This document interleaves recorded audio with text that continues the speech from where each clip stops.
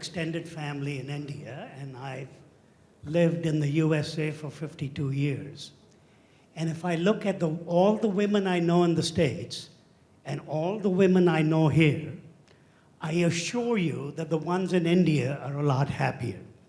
That's number one. Number two is, I just want to ask Ms. Wolf if, in her experience,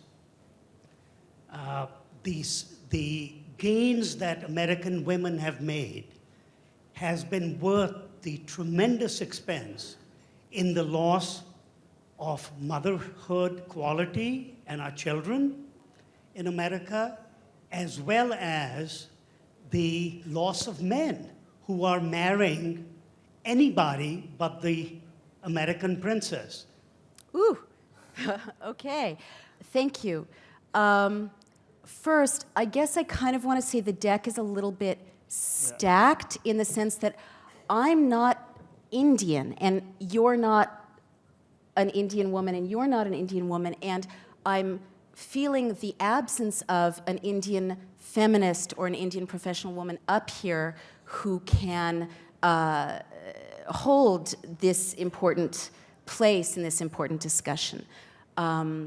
So please chime in, ladies. You know, if you'd like to sort of, you know, help me, criticize me, or, you know, more importantly, I'm not an expert on being an Indian woman because I'm not an Indian woman. All I can do is report faithfully what I'm hearing from Indian women and what I'm seeing emerging. Thank you, thank you, thank you.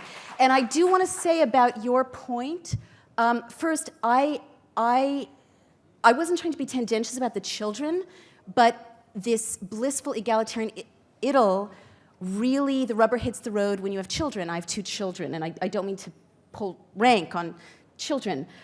It's just that when you are a working woman with children, even with the supports that you have here of an extended family, and I have to say it, a cheap servant class, which really eases a lot of the tensions between men and women that, you know, we can't ease in the United States because, you know, labor isn't that cheap, basically.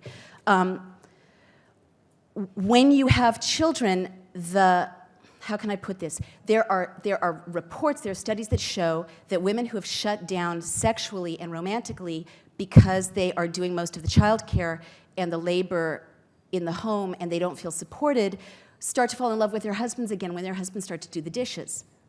You know, so these things are, I would like to live in a world in which, you know, who takes care of the children, who cooks the dinner after a long day at work, who, you know, has the decision-making about money, has no influence on love and eros. But from the hundreds of thousands of women I've listened to all over the world, including in this country, that is not the case. And that if we're going to sustain eros, sustain this intimacy between men and women, which is so precious, hold marriages together as you move into this huge pressure cooker of globalization on love and on the family, it's going to only happen if men and women, I believe, tackle and address these issues directly, substantially, and not shy away from them or gloss them over. To your point, 40% of women in India experience domestic violence in the home. That's about the same number as experience domestic violence in the home in the United States. About 40% of marriages in the United States end in divorce, usually initiated by the woman. So I'm a big fan of marriage that lasts forever and family that is intact forever. But I have to say that both men and women play a role when women have choices about not being in an abusive or an emotionally humiliating marriage. Both men and women play a role in keeping it a nurturing and safe place to be married. Thank you. Applause. Hello. Thank you. Thank you. Hi, I'm Seema Khurana from Yale University, New York. So here's my comment about the women in America, a lot happier, and your comment about women falling in love when men start to do the dishes. There was a case in our acquaintances that where the woman and the man and the husband, when they were going through divorce, the man's complaint was that she has become so westernized that when I come back from work, she expects me to do the dishes. And consensus was, yes, it was wrong, and it was probably a westernized expectation. And my answer to that was that in actuality, it was not that she wanted you to do the dishes. when you stick around after you come back from work in the kitchen and say, okay, I'll put the dishes away while you do this so that we can go to the bedroom together, he is actually telling her that I like to be here, not that I like to do the dishes, but I like to be around you so that we can finish the task together. So I think the definition of, it's not like who cooks how many meals, it is the mutual respect for each other. That's when there can be happy marriage, even if it's not an equal marriage.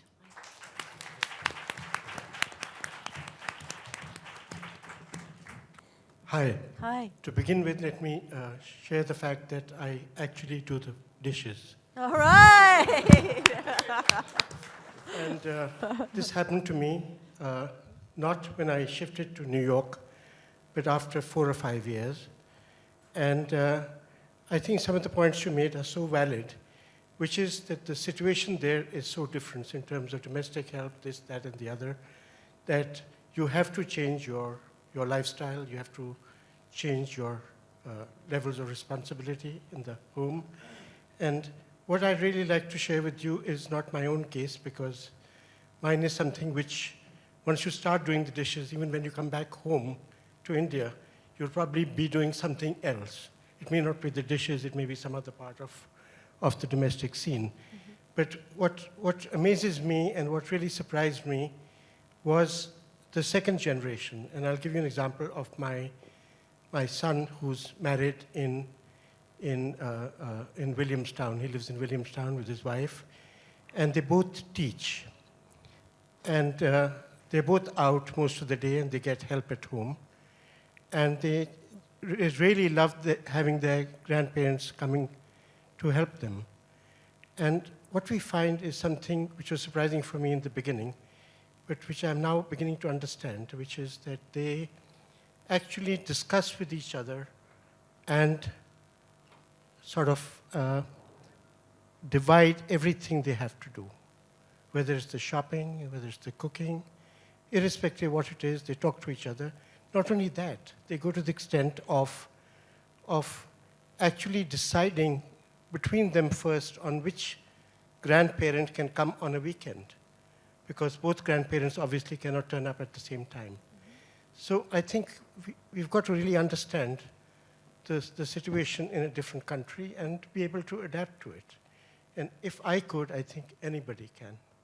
I love that, and thank you for sharing it. And what I love about where we are right now in the conversation between men and women is that I found, in the beginning of my career 15 years ago, I would be talking to women in a room like this, and there would be some guys dragged in by their girlfriends or their wives, and they'd be sort of sheepishly listening. And now all the conversations are like this. Men and women are really turning to one another and sharing very honestly, understanding it's a joint project to get to the other side of this massive social change in love and in partnership.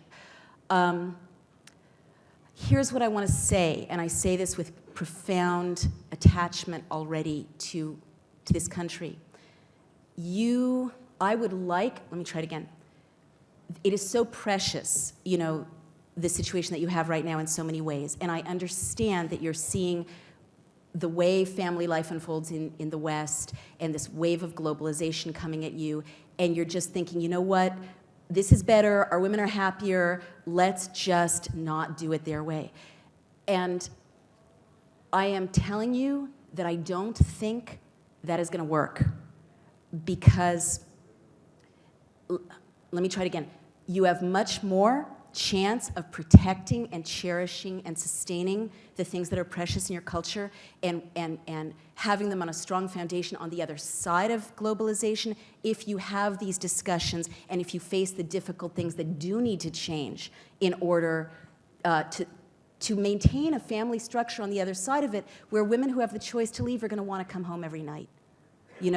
The reason these marriages broke up in the West, some of it is the corruption of our culture, our secular culture, our stupid media, our consumerism, our soullessness, it's George Bush's fault.